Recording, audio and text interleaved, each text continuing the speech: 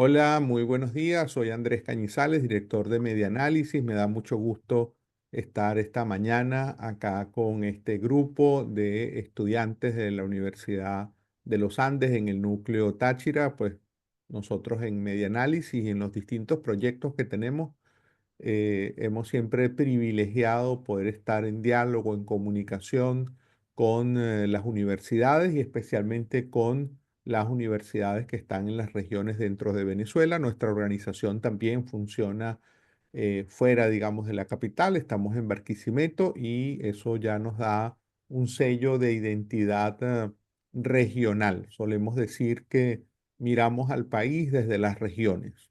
En el caso del día de hoy, pues también me complace mucho que podamos haber organizado esta actividad conjuntamente con la profesora Omaira Labrador y que tengamos a Mariela Torrealba, ya Omaira la presentará más extensamente, quien también tiene un vínculo histórico y personal con el núcleo de la ULA en el estado Táchira. De mi parte, decirles pues que nosotros como organización mm, venezolana, independiente, dedicada a promover el periodismo y la libertad de información en Venezuela, hemos pasado por distintas etapas como es natural, digamos, ya el próximo año vamos a cumplir un total de 15 años desde que nos fundáramos en el año 2010. En estos últimos años hemos privilegiado, junto con lo que siempre ha sido el compromiso con defender el periodismo independiente en Venezuela y la libre circulación de información en aras de que la ciudadanía esté genuinamente informada, hemos también privilegiado en los últimos años un trabajo enfocado en combatir la desinformación. En el año 2016 creamos el primer medio de fact-checking de esta verificación de datos, que es una línea de trabajo periodística que está muy en boga internacionalmente. Creamos cotejo.info. eh, somos todavía el único medio especializado totalmente en fact-checking. Han surgido otras iniciativas asociadas o a ONGs o asociadas a otros medios, como el caso de aliados nuestros, Cocuyo Verifica, por ejemplo. Y ese trabajo ha estado certificado internacionalmente en la medida en que pasamos a estar evaluados y tenemos el sello de certificación de la Red Internacional de Fact-Checking, la IFCN, que es una entidad que agrupa a decenas de medios e iniciativas que, como nosotros, están dedicados a la verificación. Junto a esto, en el año 2019 creamos el Observatorio Venezolano de Fake News. Allí pensábamos en una dimensión que complementara al trabajo periodístico de Cotejo. En esa época, Cotejo muy centrado en verificar lo que sostiene, eso lo seguimos haciendo, lo que está presente, las mentiras que están presentes en el discurso público y por otro lado, el trabajo del observatorio desde el 2019 nos enfocamos en ir detectando aquellas cosas que están viralizándose a través del WhatsApp en redes sociales y que de alguna manera pues alimentan este clima de desinformación que no es solamente venezolano, es un fenómeno realmente mundial, global. Entonces, pues nos vino muy bien la invitación de Omaira de que Mariela pudiera estar presente en esta clase especial con todas y todos ustedes, hablando precisamente sobre bulos, desinformación y fake news. Y bueno, con estas palabras de bienvenida y reiterando que nos complace mucho poder estar junto a ustedes en esta oportunidad virtualmente. Esperamos que en algún momento próximo podamos retomar una agenda de actividades presenciales. Pues dejo en el uso de la palabra a nuestra aliada, amiga Omaira Labrador. Bueno, gracias, profe Andrés, gracias, profe Mariela Torrealba y toda la parte técnica que nos está apoyando, porque desde el primer momento que pensé en ustedes para hablar de esta clase, que son los especialistas media análisis y además el observatorio de fake news, inmediatamente dijeron que sí y bueno, siempre nos han unido estas alianzas porque ustedes son los especialistas. Hacen un trabajo muy importante porque como todos lo sabemos, a la par de todo este boom tecnológico, de todo este hiperinformación, han venido los problemas y uno de los problemas son los bulos, la desinformación. Y de eso se trata esta clase. También le doy las gracias a los que están conectados y espero que se puedan conectar los demás que andan por ahí con algunos problemas técnicos. Bueno, le voy a presentar a la profesora Mariela Torrealba, quien hoy nos va a dar clase. Ella es profesora jubilada de la Universidad Central de Venezuela, investigadora, directora académica de Media Análisis y una de las directoras del Observatorio Venezolano de Fake News. Pero quizás, como lo dijo el profe Andrés, uno de los aspectos que más nos unen, y sobre todo aquí creo que no hay mucha gente, pero para que lo sepan, ella fue una de las profesoras, de las primeras profesoras de comunicación social. Era la profesora más joven en ese momento, lo sigue siendo. Nos dio periodismo interpretativo, nos daba periodismo informativo, recuerdo ética, me dio clase en segundo año. Y bueno, para mí es un gran orgullo que ahorita la tengamos aquí dándonos esta clase a los estudiantes la especialización en medios digitales, pero también a los estudiantes de pregrado, porque ahí la materia se relacionan, pero sobre todo independientemente de las materias, creo que como ciudadanos y más como futuros comunicadores y comunicadores, debemos saber más de todo este mundo que es mundo nocivo para la comunicación, como son los bulos, la desinformación y todo lo que se genera con la falsa información, que al final no es información.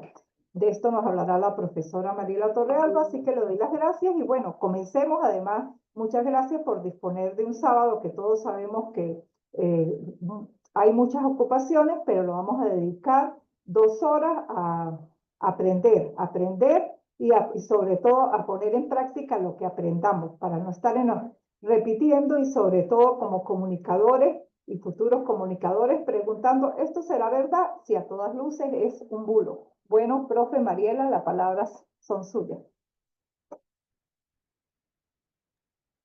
Bueno, gracias, Omaira, Andrés. Buenos días a todos los cursantes de la especialización en periodismo digital y a los estudiantes de pregrado de la ULA Táchira. Efectivamente, yo di clases en la ULA del 83 al 85, es decir, hace 40 años. Yo fui profesora cuando el núcleo Táchira estaba cerca del terminal. Fue la primera vez que di una clase solita, fue allí y para mí fue un periodo muy importante. Voy a compartir la presentación. Este, ajá. ¿Puedo compartir? Sí, sí. Bueno, vamos a hacer este recorrido. Primero vamos a ver por qué. ¿Por qué pensar en problemas de desinformación y bulos? Y indudablemente vamos a seguir hablando de un tema que es siempre bien complicado, bien espinoso, que es el de la verdad. Y vamos a ver algunos puntos sobre los desafíos que el periodismo confronta hoy, vinculado con el periodismo de datos, con el fact-checking, con la fake news y un poco con lo que informalmente yo a veces hablo de periodismo en reversa, que es lo que hacemos cuando hacemos desmentido. Y quiero darle los nombres de algunas herramientas. Esta cita de Manuel Vázquez en el año 2018, o sea, ya hace 6 años, es una cita que es muy alarmante porque sintetiza la preocupación mundial que hay, y por supuesto en los periodistas y los comunicadores es mayor, donde se preguntan hasta qué punto es posible reconocer la verdad en el universo informativo. Eso es una preocupación. La verdad había parecido un elemento indisociable del periodismo hasta el tercer milenio. En el año 2016, 2017, fueron reconocidas como palabras del año las palabras posverdad y fake news. Y el problema de la verdad es hoy un problema popular. cotidiano, en líderes políticos, en líderes empresariales, en ciudadanos comunes. Toda la gente duda sobre si los contenidos que recibe son verdad. Esto tiene este tamaño de problema, es decir, son un dígito y 21 ceros. Se estima que para el próximo año va a haber 181 zettabytes. O sea, a los 181 hay que ponerle 21 ceros. Les confieso que mi matemática no da ni siquiera para pronunciar ese número, es decir, tiene que ver con el volumen de datos creados o replicados en el mundo. Y esto adicionalmente se complica con esto.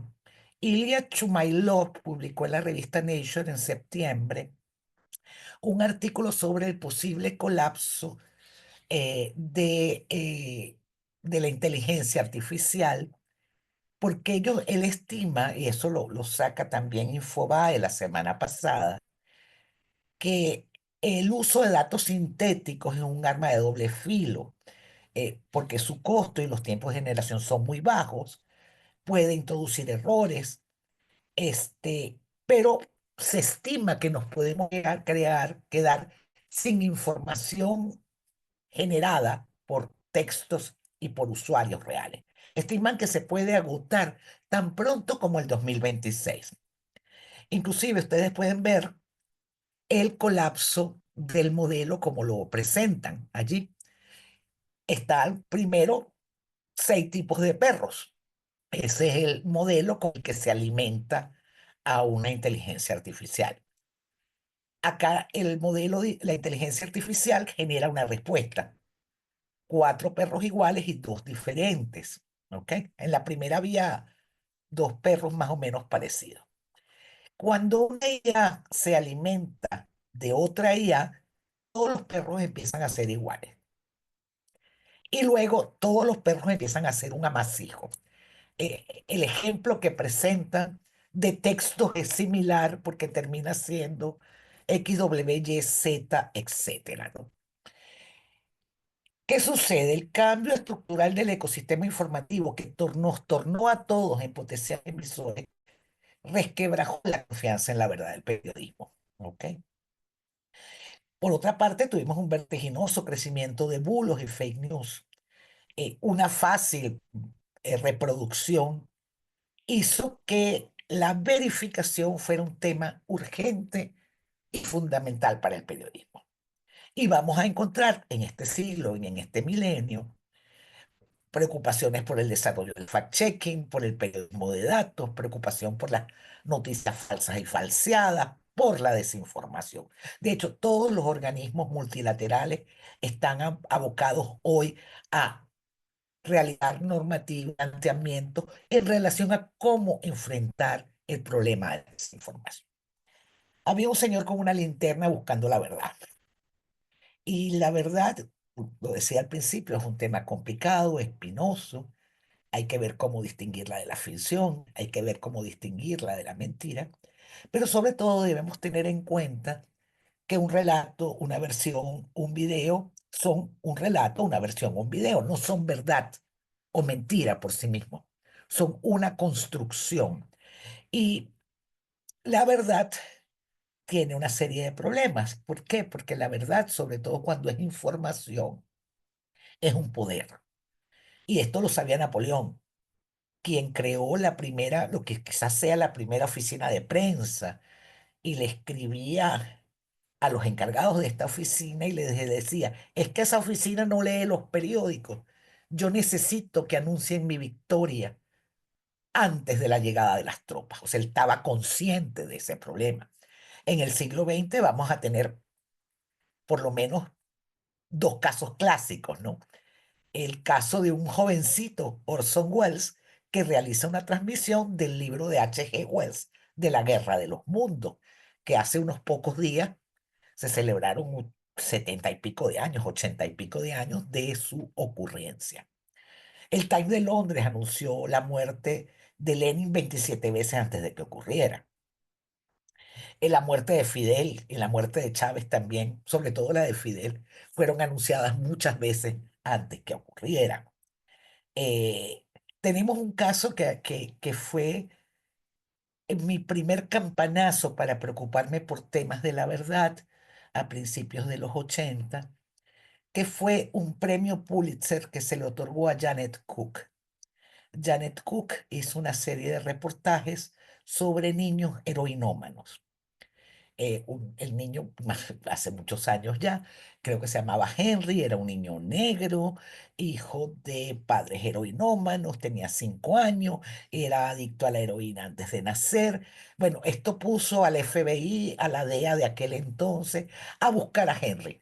Y encontraron a Johnny, Mary, Peter, José y Pedro, pero a Henry no lo encontraban hasta que Janet Cook se vio obligada a confesar que Henry no existía, que Henry era la suma de Peter, Mary y todos los niñitos que ella había detectado.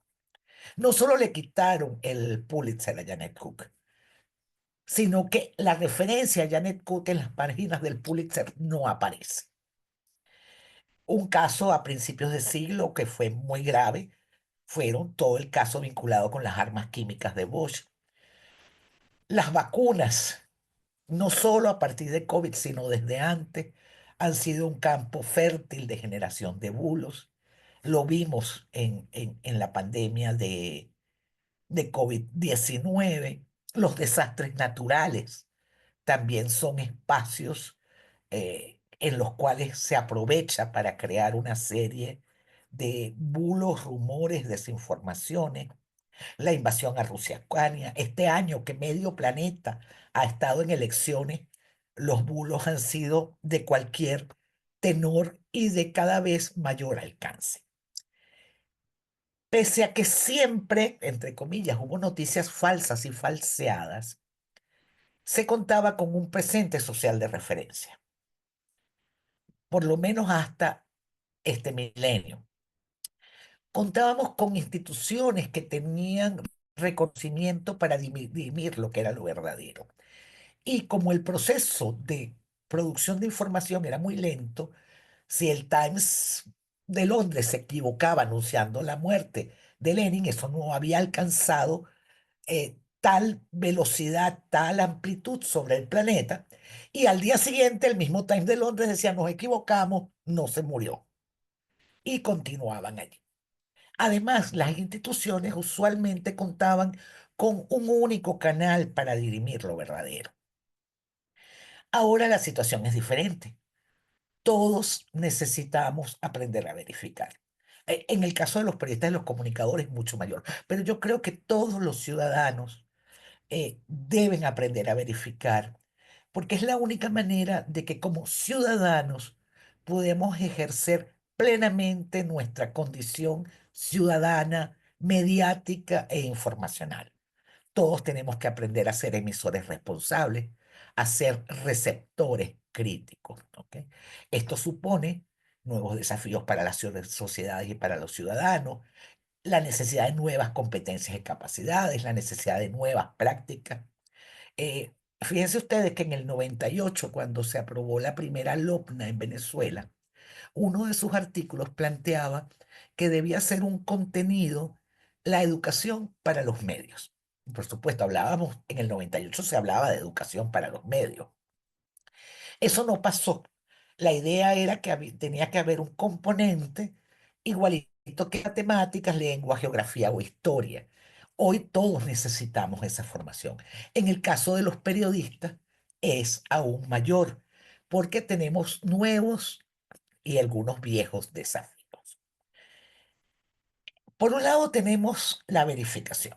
Tenemos que tener claro que la verificación es un procedimiento, pero además que es un proceso profesional que tiene implicaciones éticas, que tiene implicaciones jurídicas y que tiene implicaciones de know-how, de la saber hacer profesional. En la literatura periodística, la noción de verificación es una referencia frecuente, frecuentísima desde sus orígenes, pero hasta este milenio era poco precisa. Se limitaba a verificar datos, a la regla de Watergate, que era por lo menos dos fuentes y una más independiente, a establecer responsabilidad por atribución a personalidades de autoridad. Y ya desde finales del siglo XIX, es decir, el siglo antepasado, Pulitzer había creado un servicio de verificación de referencias en el New York Times, que estaba concebido como una unidad de verificación de datos.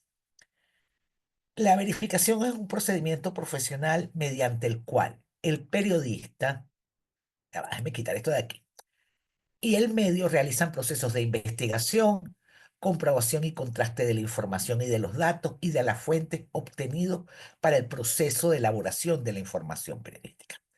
También es una obligación ética del profesional de la información, ya que del trabajo que presente a la sociedad misma se va a conformar un presente social de referencia.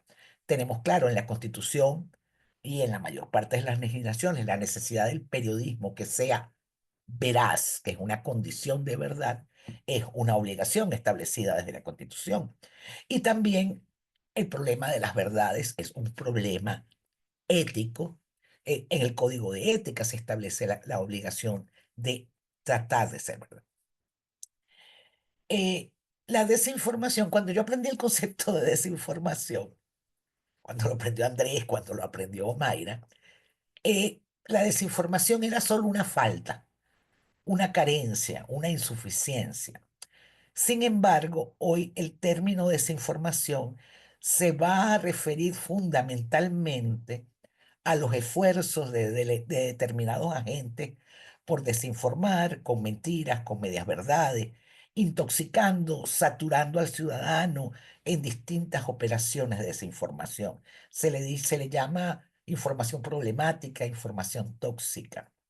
Pero quizás el primer problema, hay una frase de Hannah Arendt, pero que es larguísima, es que el problema de la mentira y la verdad es que deja de ser importante la verdad. Se banaliza la mentira.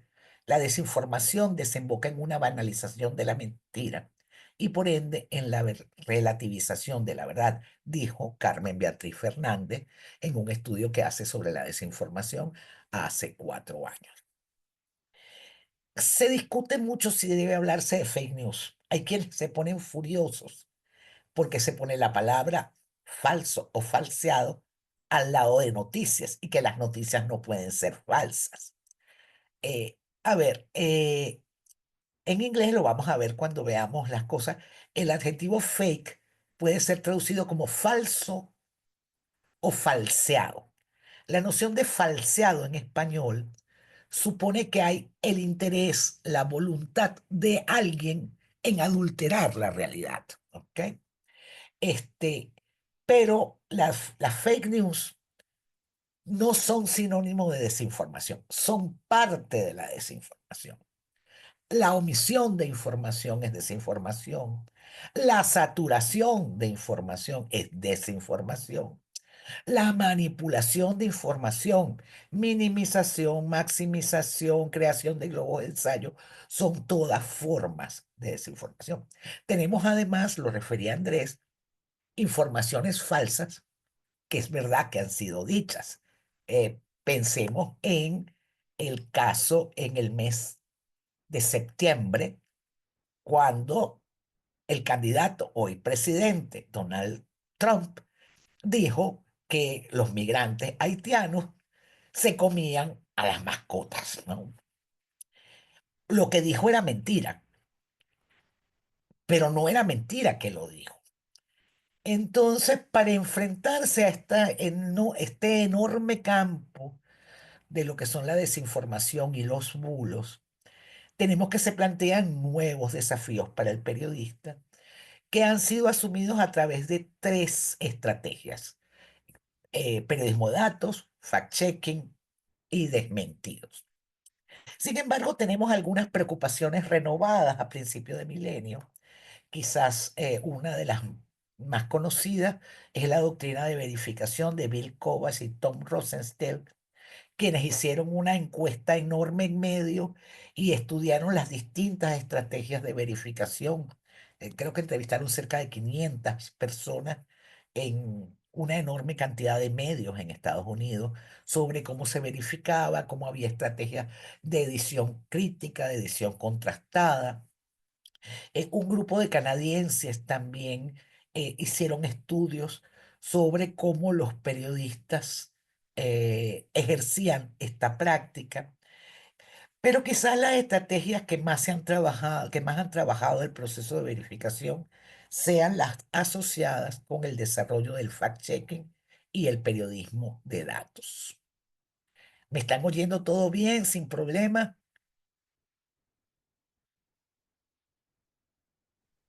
Sí, profe, se le escucha perfecto. Ah, ok, gracias. Sí, como estoy solita en la presentación, no lo sabía.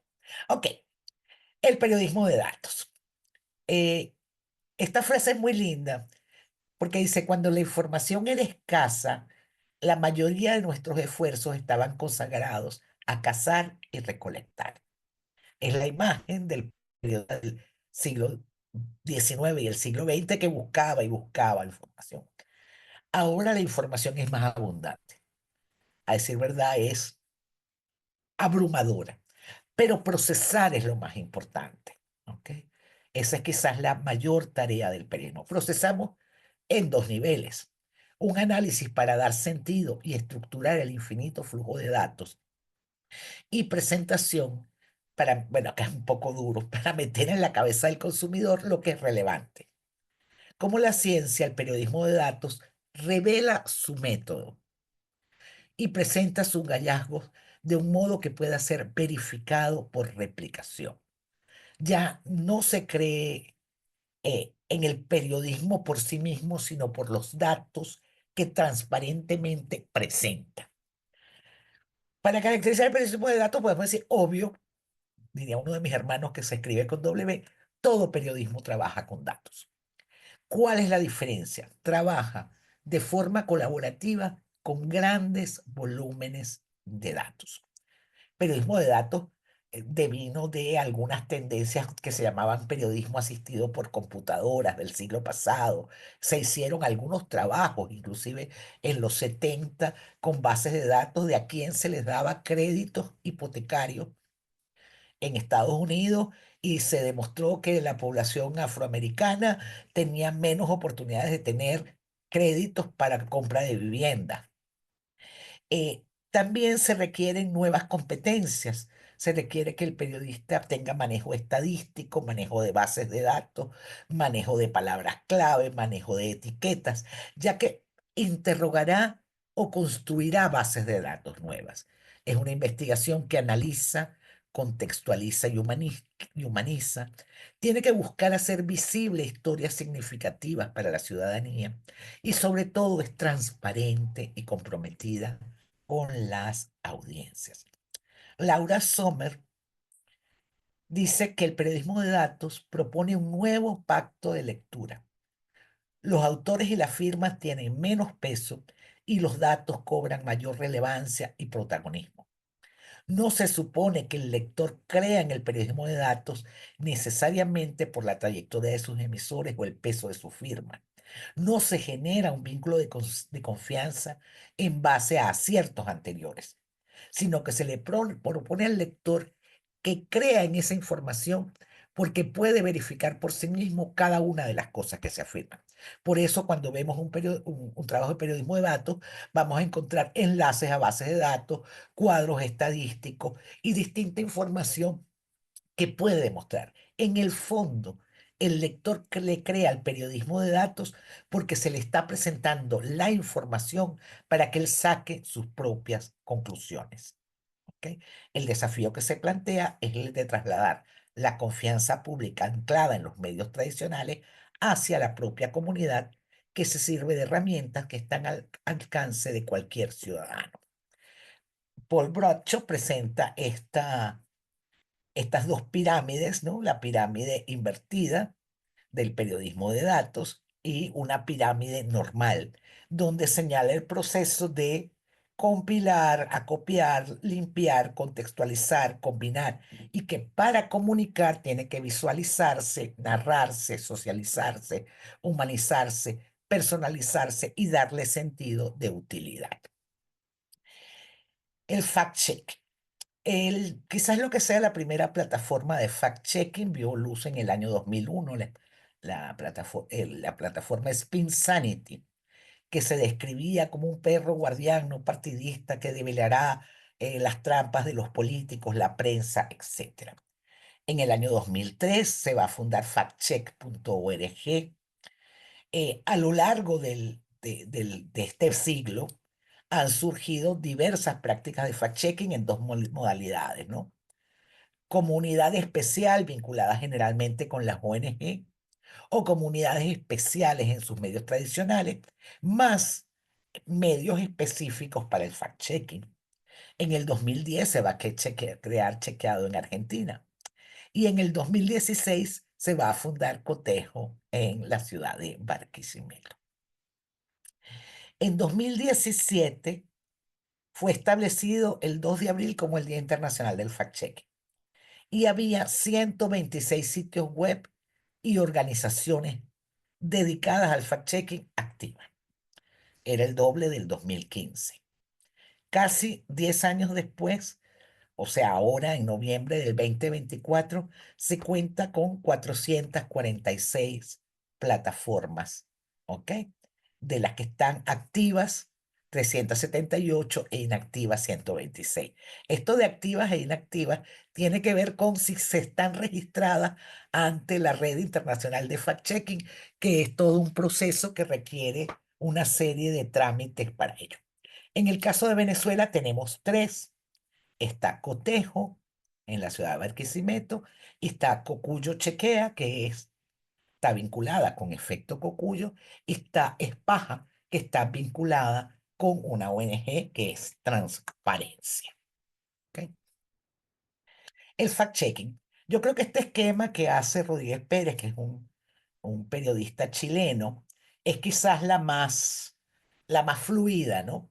Porque, bueno, supone primero seleccionar la frase, evaluar su relevancia, su impacto, consultar a las fuentes, a los autores, fuentes oficiales, fuentes expertas, fuentes alternativas, recolección de bases de datos públicas y oficiales, ¿ok? Luego se pasa a situar los datos, a contextualizar y a otorgar una calificación. Hay distintas maneras de abordar la calificación, pero si se quieren llevar a lo mínimo, son por lo menos 3, verdad, media verdad y mentira, que son las que usamos en COTE. Vamos con los bulos. En español las fake news son bulos. Por ahí han tratado de imponer la palabra paparrucha como sinónimo, pero a mí me parece horrible, difícil de pronunciar. El bulo apareció por primera vez en 1853. Se le consideran sus sinónimos infundio, mentira y noticia falsa, pero además es una noticia falsa propalada con algún fin. ¿Ok? Lo que les comentaba antes, el adjetivo, dice la Fundación Española Urgente, el adjetivo inglés fake puede traducirse en español según el contexto como falso o falseado. El término falso es más amplio, pues una información o noticia falsa puede serlo por faltar a la verdad de forma involuntaria, por un error. El adjetivo falseado, en cambio, sugiere un matiz de adulteración o corrupción premeditadas. Para quienes no lo conocen, él es el padre Aguirre. El padre Aguirre, que creo que tiene uno de los textos donde se caracteriza a las fake news de manera más precisa, señala estos 5 elementos que podemos resumir en estas 3 palabras. Son informaciones falsas que por su verosimilitud se hacen creíbles. Se configuran bajo narrativas y encuadres, frames interpretativos orientados a destruir al oponente. Utilizan los recursos retóricos de seducción y argumentación sofísticos. Manejan dispositivos temáticos similares a los de la rumorología y recurren a los algoritmos programados para la viralización. Y en ese texto, el padre Aguirre nos habla de la rapidización, la viralización y la verosimilitud. Este es un elemento a considerar adicional. La verosimilitud es la cualidad de parecer, no necesariamente de ser. De hecho, era el gran escollo que se habían encontrado los desarrolladores de algoritmos, porque construir narrativas sobre ficción no es diferente o no era.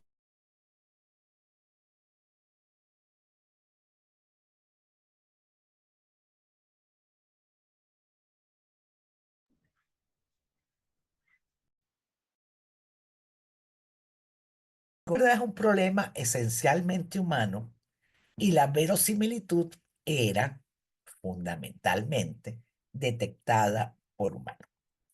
Incluso las primeras definiciones de bulos, de fake news, incluían cosas como que eran insuficientes, estaban mal escritos, eran pródigos en adjetivaciones, en dibujitos, pero ya eso no es así, ¿ok? ¿Ok? Aquí vamos a hacer un inciso y además un inciso inacabado que tiene que ver con la inteligencia artificial. La inteligencia artificial nos está planteando nuevos problemas y nuevas oportunidades.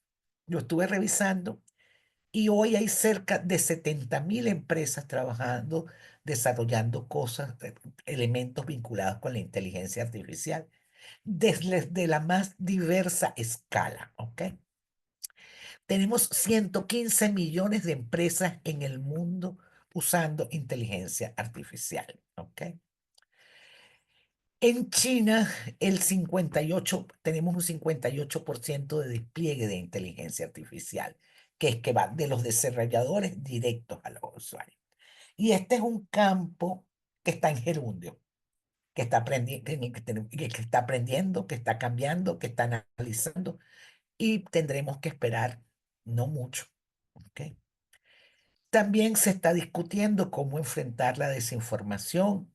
Se han planteado la idea que los contenidos generados con inteligencia artificial cuenten con una especie de marca de agua, con 70.000 empresas en todo el planeta, de los más diversos tamaños. Habrá que ver cómo puede funcionar la idea de la marca de agua.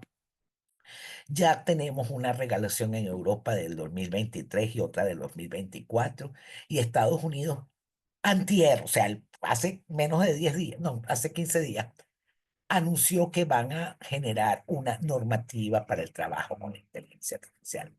Porque si bien al principio yo llamé la atención sobre cómo si la inteligencia artificial se alimenta de la inteligencia artificial, termina siendo una especie de mezclote, eh, no es menos cierto que cada vez más la inteligencia artificial puede generar contenidos, voces, videos, audio, textos que se parecen a la realidad. Pero vamos a volver a los muros.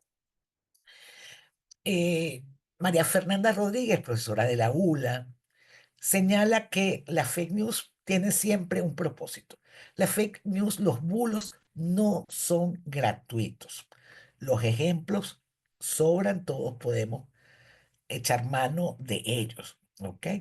E inclusive conviene recordar lo que fue la primera gran campanada de alerta que estuvo vinculada con la primera elección de Trump, que es que durante la campaña electoral, el estudio que hizo el MIT señaló que las fake news tienen un 70% más de probabilidades de ser compartidas, ¿ok?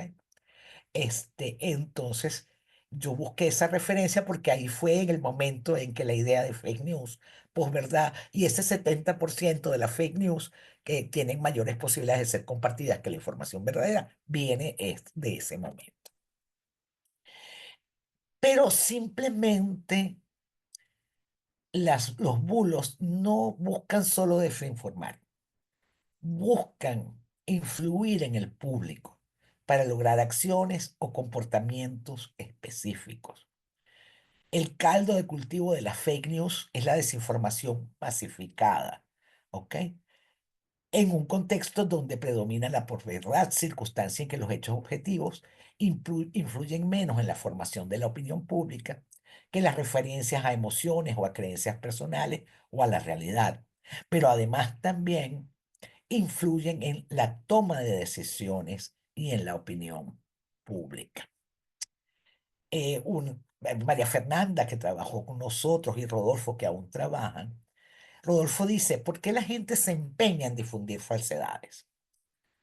Y se responde casi que obvio con doble vez, para empezar, porque de verdad creen ellas.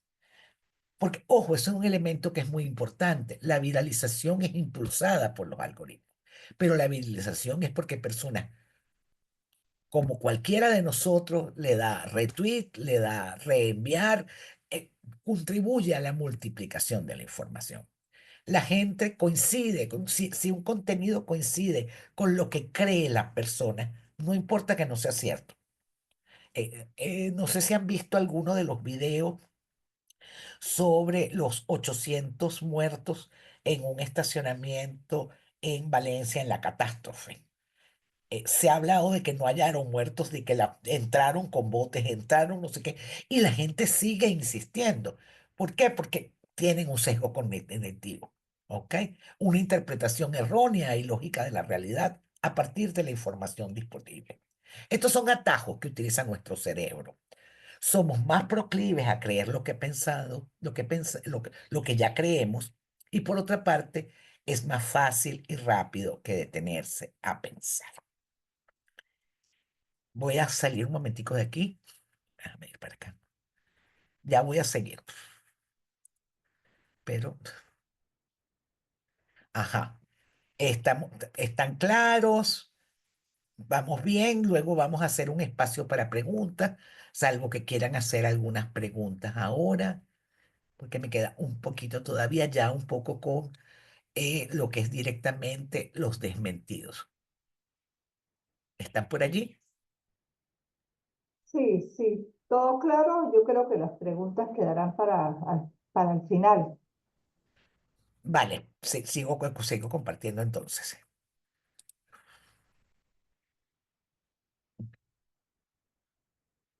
Ok, ok, ¿se está viendo? Sí, Sí, sí, perfecto. Ok. A ver, como les comentó Andrés, en el Observatorio Venezolano de Fake News, a lo largo de estos años hemos diseñado un procedimiento para la búsqueda y detección de la información falseada, para la generación de desmentidos, de forma tal que podamos alertar a la sociedad sobre los bulos que circulan, ¿no? A veces lo hemos llamado un periodismo en reversa, porque en vez de ir desde los hechos hacia la generación de contenido, vamos del contenido camino hacia cómo se generó la partida. ¿Ok? Bueno, hablemos de algunos pasos, ¿no? Lo que me llega y por qué buscarlo. Por un lado, cuando nos llega, porque también somos ciudadanos consumidores de información, nos llega cualquier cantidad de cosas. Entonces yo lo primero que le digo a la gente es, respire hondo, nosotros también somos seres humanos, ¿ok? Dude, ¿ok? Dude frente al contenido que tiene. Use distintas habilidades y estrategias. Use distintos tipos de pensamiento. Salga de la caja, ¿ok? Y por supuesto, la viralización de algo, las tendencias, son un camino que nos permiten iniciar la verificación de ese contenido falseado. Debemos realizar en primera instancia una búsqueda amplia y abierta. Debemos evaluar esos resultados y diseñar una estrategia de búsqueda de información. Tenemos que definir primero nuestra necesidad informativa. Por lo tanto, tenemos que comprender y analizar y definir cuáles son los términos clave. Si en un bulo está involucrado un personaje público, yo tengo que tener claro que ese es uno de los términos clave que tengo que buscar.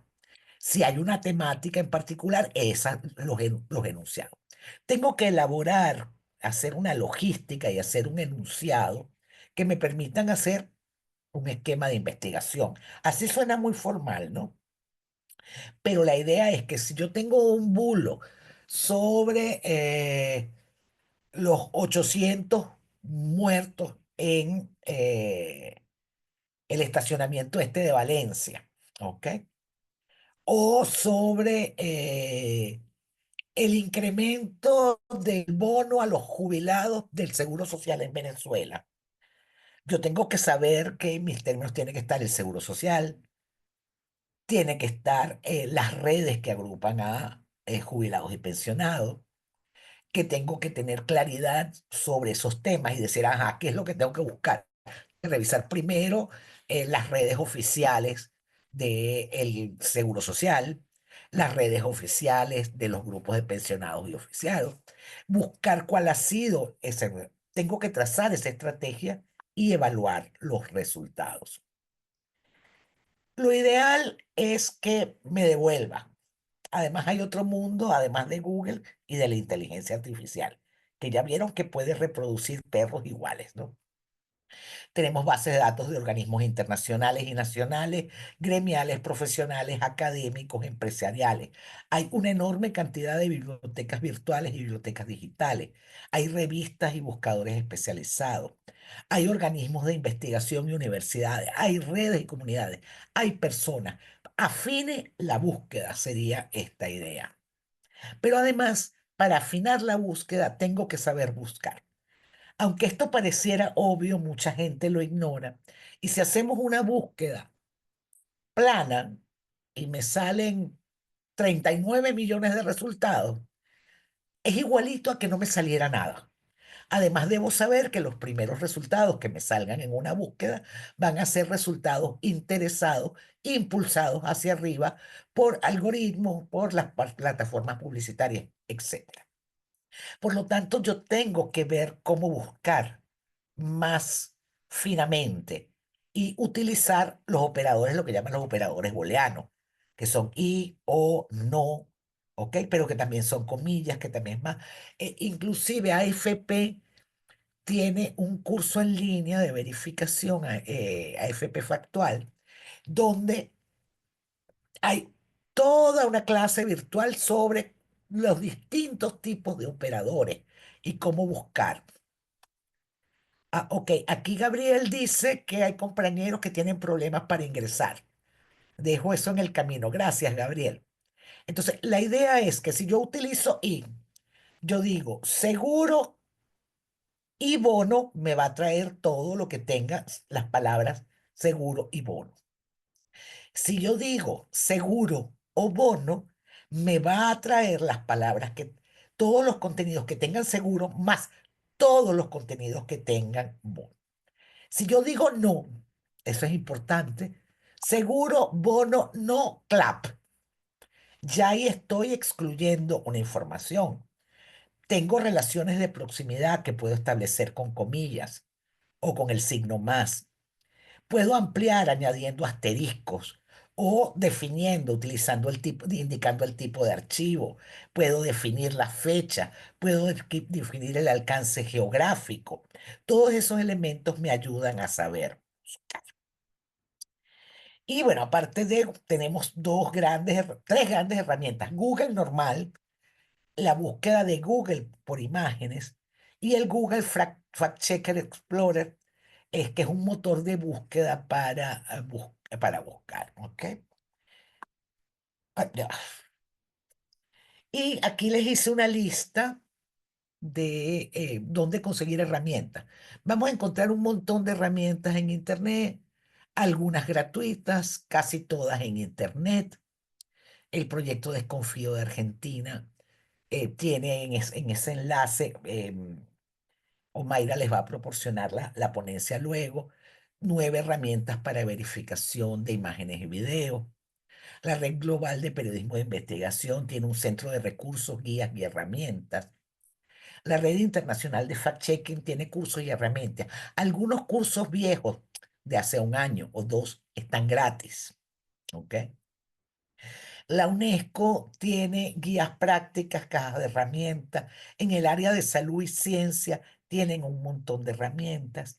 El PNUD de Naciones Unidas está desarrollando ahorita la herramienta E-Verify. No está disponible todavía para todos los países. Honduras la tiene algunos países africanos, pero esta herramienta va a plantearse. Está la caja de herramientas de Maldita Es, que es un verificador, una web de verificación española que está muy bien. En el observatorio tenemos una serie de herramientas, son casi 30. Lamentablemente no hemos podido a- actualizarlas, y entonces algunas herramientas que antes eran gratuitas ya no lo son, ¿ok? Este, También hay una serie de herramientas que nos permiten ver cuántas personas efectivamente hay en una protesta.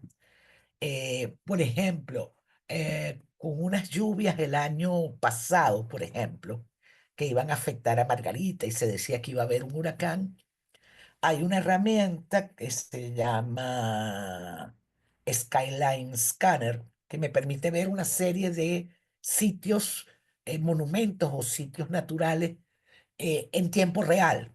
Y uno se metía allí y podía ver el letrero de Por la Mar, la entrada de Pampatar, y ahí veía si estaba lloviendo o no estaba lloviendo torrencialmente y si había habido un huracán. Hay herramientas para evaluar URL. O sea, hay un largo etcétera de herramientas que se pueden usar. En todo caso, la principal herramienta es desarrollar criterios eh, analíticos, criterios de pensamiento, criterios de búsqueda y evaluación de información que nos permitan realizar los procesos de verificación de una información falsa, falseada. En el caso del observatorio, tenemos dos herramientas. Una es el mentirómetro, que está en cotejo.info. Con esta herramienta podemos ver de una selección de frases falseadas eh, que hemos desmentido con estrategias de fact-checking. Entonces pueden ver allí los trabajos que hemos realizado y podemos ver los 12 personajes más verificados y podemos ver los temas y irán los enlaces a los trabajos realizados. Y también tenemos en el Observatorio Venezolano de Fake News un dashboard que nos permite no solo el análisis de los bulos y las fake news, sino los enlaces a los desmentidos que hemos realizado. Por supuesto, son herramientas que están en construcción en el Observatorio Venezolano de Fake News, en el dashboard. Tenemos ya 3.700 unidades de registro que pueden ser analizadas por redes, por actores, por temas, por propósito, y tenemos el enlace. Bueno, los invito por un lado a seguirnos en el canal de Cotejo Info en WhatsApp, a seguirnos por nuestras redes en Medianálisis, Cotejo y el Observatorio FN. Pueden también ir a nuestras páginas web, pueden ir a cotejo.info. Para ir a Medianálisis y a Fake News Venezuela, que es la página del observatorio, tienen que hacerlo con VPN porque desde el mes de julio estamos bloqueados. Entonces, déjenme saber cómo para salir aquí, ya va. Ok. Ajá. Entonces, ya dejé de compartir, estoy de vuelta. Déjame ver el chat. Y si quieren, como somos pocos, ok.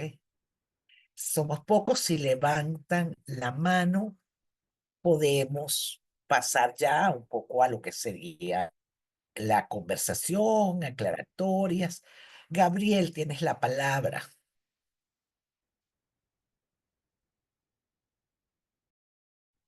Hola, buenos días, profe, un gusto. Eh, ¿sí me escuchan por allá? Sí, te escuchamos perfectamente, Gabriel. Profe, bueno, yo tengo unas preguntas con respecto, bueno, a todo esto.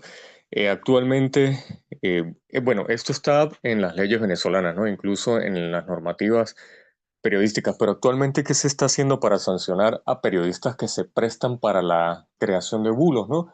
Eh, Hay, por ejemplo, un portal web que no voy a mencionar, pero es manejado por dos. Uno es periodista y otro es un extranjero que no es periodista, pero ejerce como periodista. Entonces ellos publican mucha desinformación y obviamente es intencionada, ¿no? Y a veces pues uno nota cómo manipulan las cuestiones y bueno, uno de ellos es periodista. Y también pues hace algún tiempo algunos equipos políticos tuvieron unas reuniones y llegaron a consensuar algunos planes de comunicación, ¿no? Y entre esos crear perfiles falsos para difundir información o desinformación. Y eso asesorado también por periodistas. Entonces, en ese caso, qué se está haciendo para combatir eso? Y una cuestión, ¿no? Que estaba viendo, es probable que usted hace rato comentó, ¿no? Que el 70% de la información que se comparte o tiene un 70% de posibilidad de compartirse información falsa más que una información verídica, puede deberse también por el tipo de redacción, porque utilizan unos títulos muy llamativos, son muy cortas a veces las redacciones y no es una redacción tan rígida como implica una noticia verdadera. A ver, Gabriel, son como dos grandes temas, ¿no? Vamos a ver el primero. ¿Qué se está haciendo? A ver, muchos países, y esto es uno de los otros, del otro elemento que no abordé en en la ponencia porque no quería extenderme más de una hora. Otro de los elementos es que también políticos, autoridades, están utilizando la fake news como excusa para restringir la libertad de expresión y la libertad de prensa. En muchos países, el nuestro, entre ellos, ¿ok? Entonces, yo no sé exactamente a qué portal o a qué medio te refieres. Hay varios portales desinformativos vinculados con Venezuela y con el mundo. Yo creo que eso sería una cosa que tendría más que apuntar a la labor de los colegios y los gremios. Vamos a ver ese número de 70%, ese de probabilidades de ser compartido en relación a una información verdadera, entre comillas.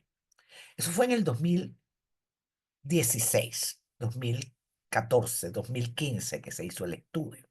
Fue la primera campaña electoral que ganó Trump. Por un lado, yo creo que ese número ha cambiado. Creo que las personas han ido poco a poco desarrollando criterios y estrategias para saber que algo puede ser falso. Y yo más que en la reglamentación y el castigo y medianálisis, también lo creo así, creo que el tema apunta más a lo formativo.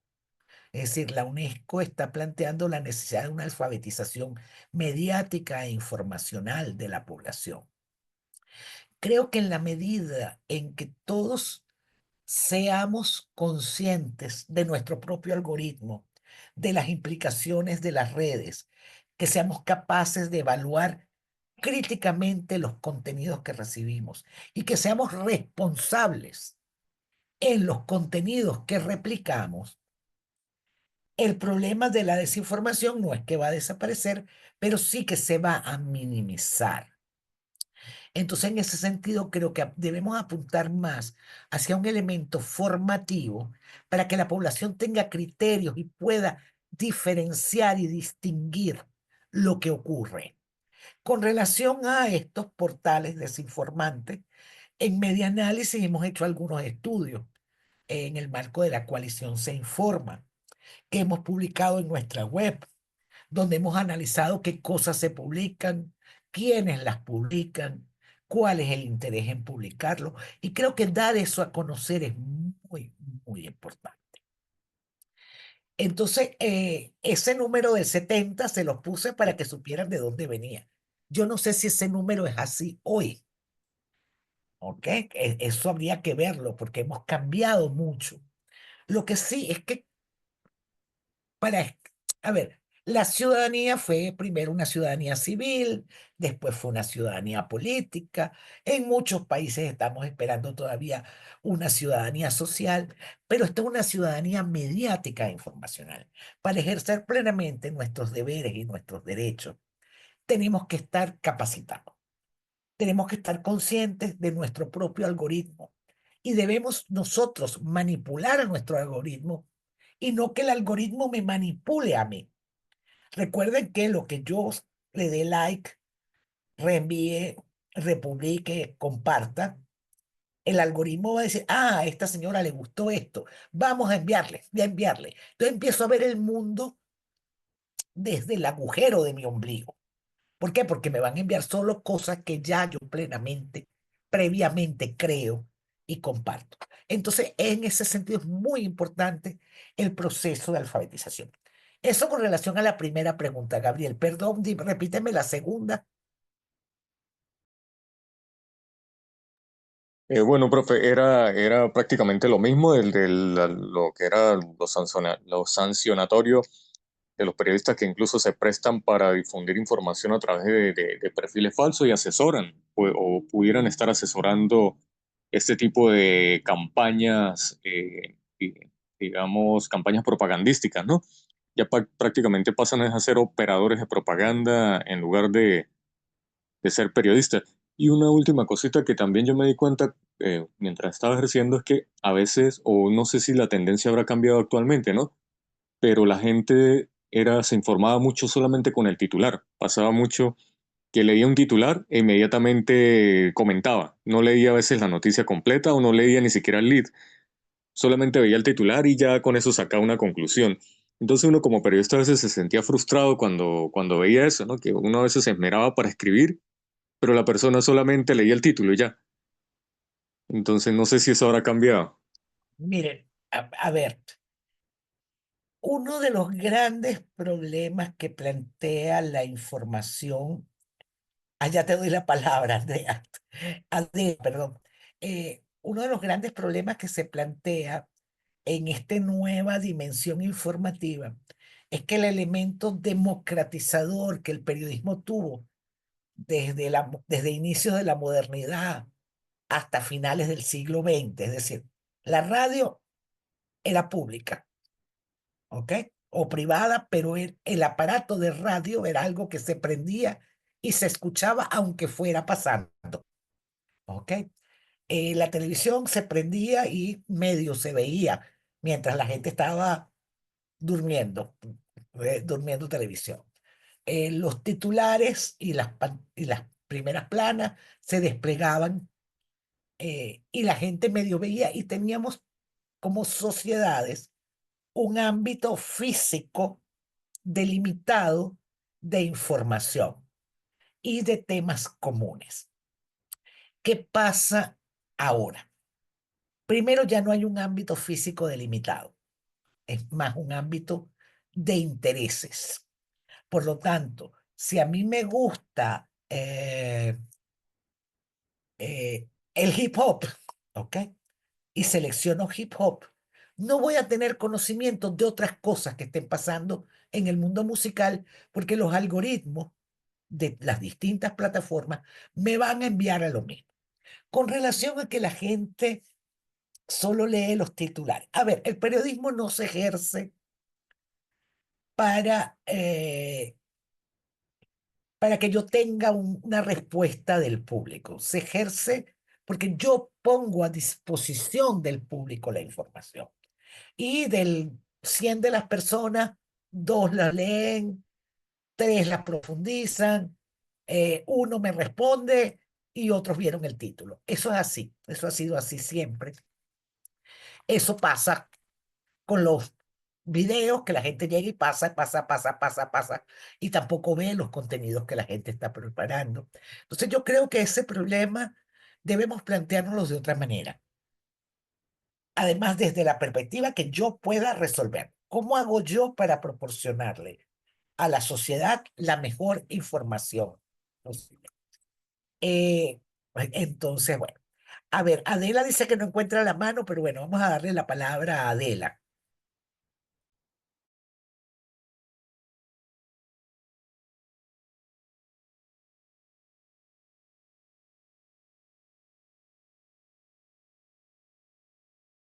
Hola Adela, ¿cómo estás? A ver, los aliados, los amigos de cazadores, Adrián ha dictado algunas charlas, el IPIS Bu- creo que... ¿Me están oyendo? Buenos días. Buenos días, Freddy. Déjame responderle a Adela. Ok, Ok. disculpa, No, tuve no, un perdón. inconveniente Lo que aquí. pasa es que un vecino empezó a cortar el monte. Ujú. Ok. Entonces no sé si se está Sí, metiendo tranquila. mucho el ruido. Ok. Tranquila. Iniciativa. Creo que el IPIS hizo una convocatoria no hace mucho para formación. Hay un curso que está haciendo la central, pero no es especial para periodistas, es sobre inteligencia artificial. El mismo Google tiene varios cursos en línea que pueden usarse. AFP Factual. Creo que el IPIS hizo una convocatoria para trabajar con inteligencia artificial. En todo caso, esta es una temática que vamos a tener que trabajar y pensar que estamos trabajando en gerundio. Es decir, algo que está cambiando, que está en tránsito, que todavía no tiene una forma ni siquiera medianamente definida. ¿Ok? Freddy, cuéntame. No, es para, bueno, primero agradeciendo tu valioso aporte y tanto caudal de conocimiento que nos has entregado el día de hoy. Y por el otro lado, insistir un poco en el asunto de los clickbait, ¿no? Que caen incluso medios tan destacados a nivel latinoamericano y que es una manera como de atraer a la audiencia. O sea, el solo titular tiene una mentira y cuando tú ves el contenido no hay nada relacionado con el titular. Eso por un lado, ¿no? Y por el otro está el asunto de los de ese problema cognitivo, ¿no? Esa cuestión cognitiva de no es lo que pasó, sino lo que queremos que pase, ¿no? Y esto lo hemos visto en estos últimos días de manera, pues muy evidente y hasta terrible, ¿no? Que, que se da desde comunicadores sociales que ni siquiera están viviendo aquí en Venezuela, ¿no? Evidentemente, pues el proceso que estamos sometidos a censura ha dado de que la gente recurra más a comunicadores fuera del territorio nacional que los de aquí mismo y a veces se caen en unas manipulaciones en el sentido de las expectativas, ¿no? Ni siquiera de lo que ha ocurrido, ¿no? Ajá. A ver, Freddy, con relación al clickbait, a ver, es muy importante que tengamos claro que los bulos y la desinformación no son gratuitos. Tienen un propósito.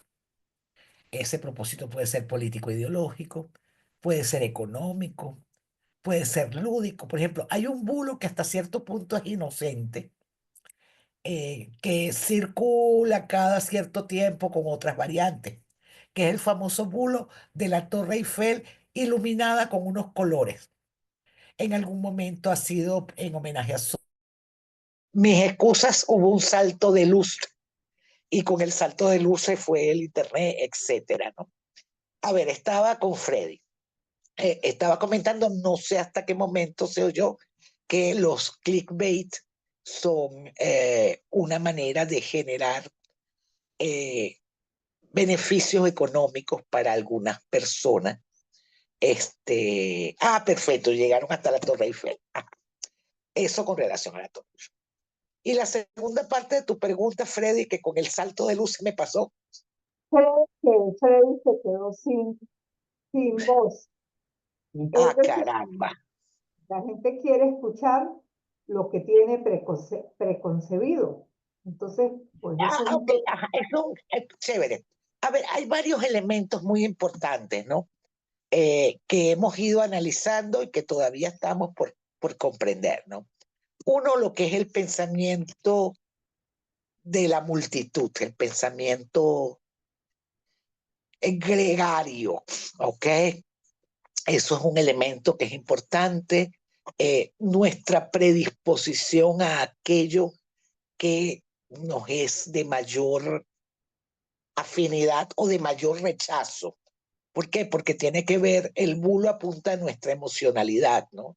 A lo que más tememos, a lo que más queremos, a lo que más nos asusta.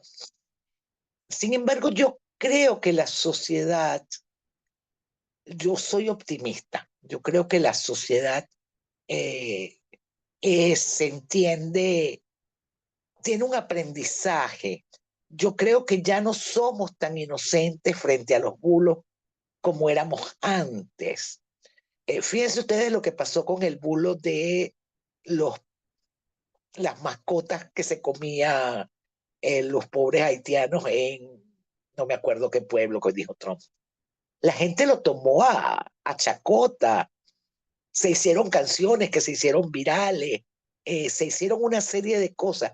Es decir, el mecanismo psicológico que funciona frente a los bulos, que además es de psicología social, es muy, muy complicado. Es muy complicado.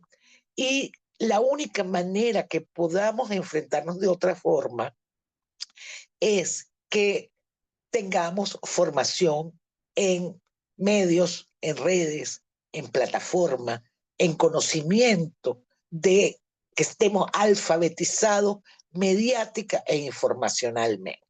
Eso es un elemento que es esencial para poder comprender este mundo, porque ¿qué sucede? Antes los bulos no era que no había informaciones falsas o falseadas, pero bueno, era una cada 24 horas, a los 2 días. Hoy son miles y millones de información, ¿no? Entonces, en ese sentido es importante. A ver, Creo, ¿alguna otra? Mónica, como da la mano, Mónica Gauta. No te oí, Mayra. Mónica, Hola, que buenos dice, días. ajá. Hola, buenos días, ¿cómo están? Hola, profesora, muchísimas gracias por su tiempo.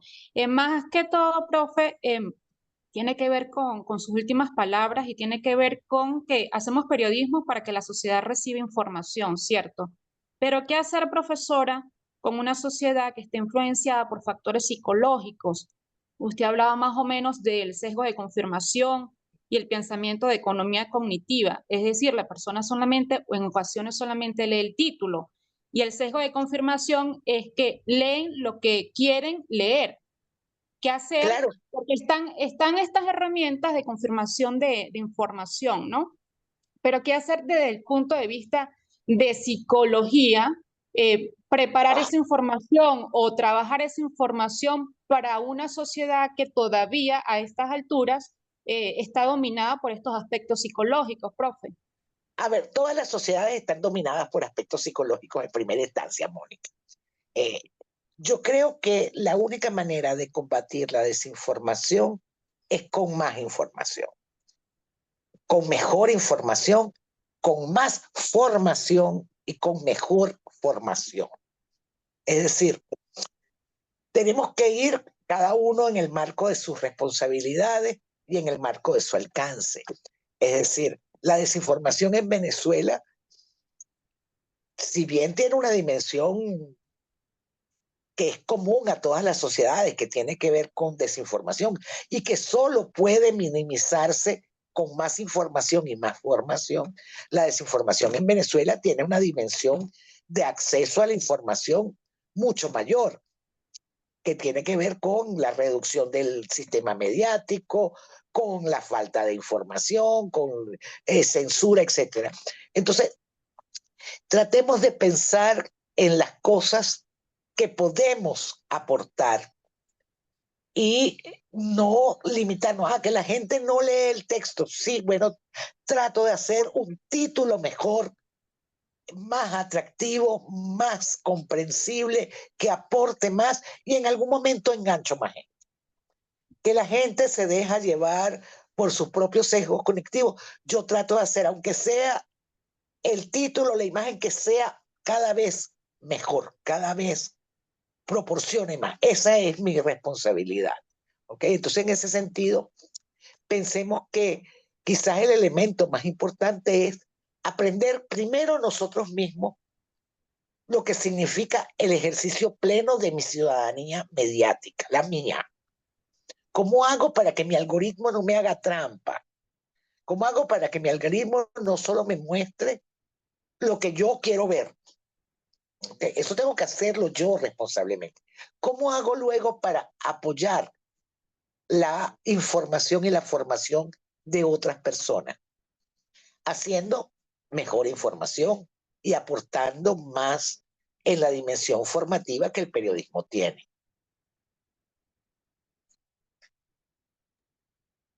A ver, ¿alguna otra pregunta? Un comentario, y creo que tiene mucho que ver, bueno, ustedes han hecho bastante con la formación de los comunicadores, y seguramente después vendrá la formación de la audiencia, que ya usted dice que la UNESCO está preocupada de la alfabetización, que seguramente debe comenzar por los niños, por la educación. Le cuento, aquí en la época, bueno, de guarimbas y protesta, una noche de esas noches donde se hablaba de muertos, corrió un audio de un sacerdote que decía que habían disparado a un autobús en Socopó. Eso corrió, por supuesto, en ningún medio o cuenta con perfil informativo salió, pero eso corrió de WhatsApp en WhatsApp. Aún hay gente que cree que eso es cierto y que los medios tradicionales somos unos vendidos que no sacamos esa información. Entonces, bueno, uno a veces da las explicaciones, saca las noticias, desmiente, pero en el imaginario colectivo le creen al vecino del WhatsApp y demás. Entonces, esto de verdad se combate con la educación a esa audiencia que está ávida de ese tipo de informaciones. Sí, a ver, la sociedad toda, les repito, en el 98, es decir, quizás la mayor parte de los estudiantes de pregrado no habían ni nacido en ese entonces, ya se planteaba la necesidad de educación para los medios. Yo creo que hoy es indispensable muchos países y hay distintas iniciativas de educación de usuarios. En Medianálisis hemos realizado capacitación de periodistas, no hacemos tantas como quisiéramos porque no ha sido posible. Hemos trabajado algo con audiencia, no tanto como quisiéramos, pero bueno, uno hace todo lo que puede de la mejor manera y los comunicadores tienen en ese sentido una responsabilidad especial, esforzarse más, hacer mejor información, pero además tiene que formarse en temas de desinformación, de Facebook, de fake news y de bulos. ¿Por qué? Porque tiene que entenderlo y tratar él mismo primero de no caer en la trampa. ¿Ok? Con relación a los periodistas y medios, bueno, ese es un camino distinto que han asumido la desinformación como medio de trabajo, como estrategia política ideológica. Bueno, es un camino que ellos tomaron, hay instancias para hacer eso, pero bueno, en un país como este, que está tan desinstitucionalizado, vamos a tener que esperar algún tiempo. ¿Alguna otra pregunta?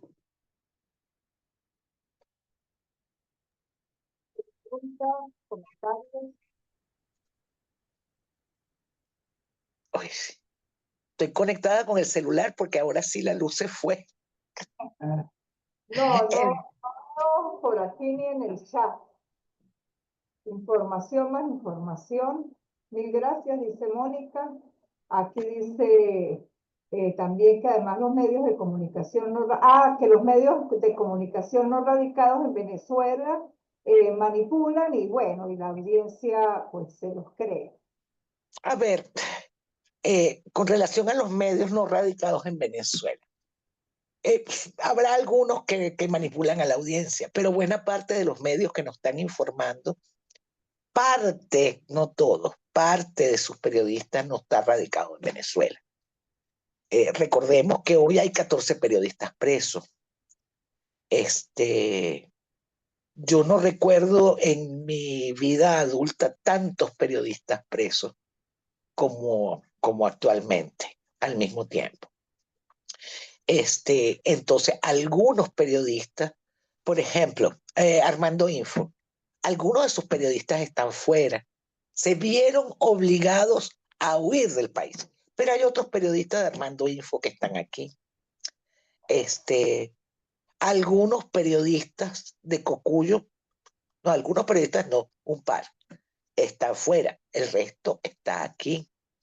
Entonces, si bien hay medios fuera del país y medios dentro del país que intentan manipular la información, también hay medios dentro que parte de su equipo está afuera por razones vinculadas con la represión, con el acoso, con la violación de los derechos humanos y los derechos a la libertad de expresión y comunicación, que están haciendo un aporte importante. Entonces, ya el mundo, que era lo que les decía, los medios ya no son medios que están delimitados geográficamente como lo estuvieron casi todo el siglo XX. Ya eso no es así. Nuestros públicos tampoco, porque los venezolanos tampoco están todos aquí. Entonces yo creo que eso es importante, ¿no? Ahora está el concepto multisituado, o sea, para hacer periodismo no hay que estar todos en el mismo sitio. Así es, así es. La tecnología lo permite. Bueno, Bueno, si no hay preguntas o comentarios, iremos cerrando ya que se quedó sin luz la profesora.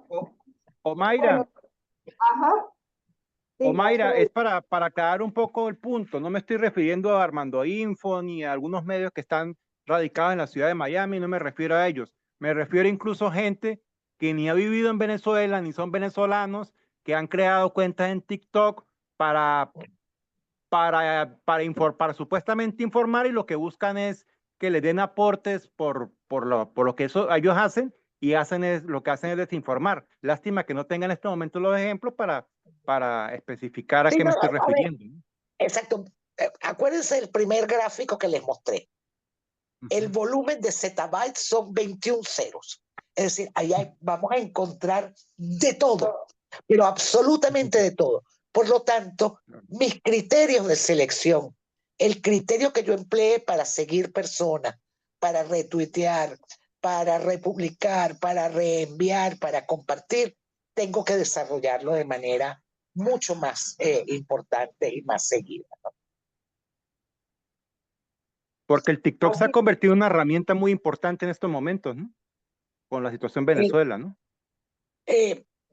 A ver, te sale mucho de la situación Venezuela porque en algún momento te quedaste viendo un video más de 3 segundos, más de 15 segundos, y entonces ya el algoritmo te situó. Entonces todo lo que tenga la etiqueta Venezuela te lo va a empezar a enviar. Por eso tenemos que estar conscientes de que soy yo quien tengo que manejar mi algoritmo y que soy yo quien tengo que desarrollar criterios sobre cómo analizo e interpreto. Entonces yo creo que la labor del periodista frente a la desinformación es alertar a la sociedad sobre la misma, es desmentir la información falseada, con estrategias periodísticas de cada vez mayor calidad, de cada vez mayor alcance. Entonces, miren, vamos a dejarlo hasta acá, porque la luz, estoy casi entrando en Navidad, titila. Entonces tengo que empezar a desenchufar cosas.